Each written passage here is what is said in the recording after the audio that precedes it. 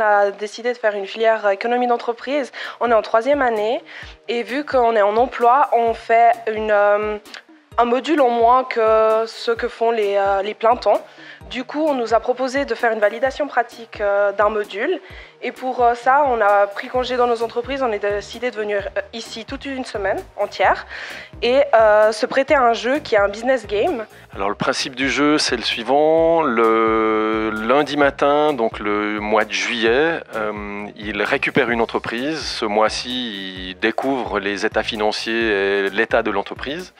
Puis chaque demi-journée, on va simuler un mois. Et pour chacun des mois, il y aura des décisions économiques à prendre. On achète, on vend et on produit des gaufres à destination du marché suisse et allemand. On est 25 à participer, donc c'est parfait, 5 équipes de 5.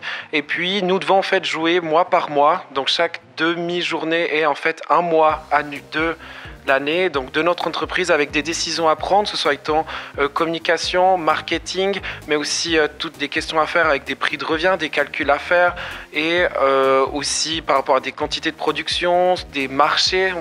Les étudiants cloisonnaient leurs enseignements et qui ne voyaient pas le rapport qu'il pouvait y avoir entre une gestion de stock, entre la partie comptable ou la qualité de leurs produits. Et puis en discutant avec les collègues, on s'est dit tiens, il faudrait trouver quelque chose où on puisse mélanger à la fois la partie comptabilité, la partie logistique, la partie qualité, etc. Et puis je me suis dit tiens, pourquoi pas. Alors comme j'ai un background très orienté jeu de rôle, je me suis dit je vais essayer de faire quelque chose sur une semaine qui mélange tout ça. Dès le début, en fait, on s'est rendu compte qu'on allait devoir calculer des prix de revient. Du coup, on a dû utiliser toutes les bases qu'on avait déjà vues en comptabilité.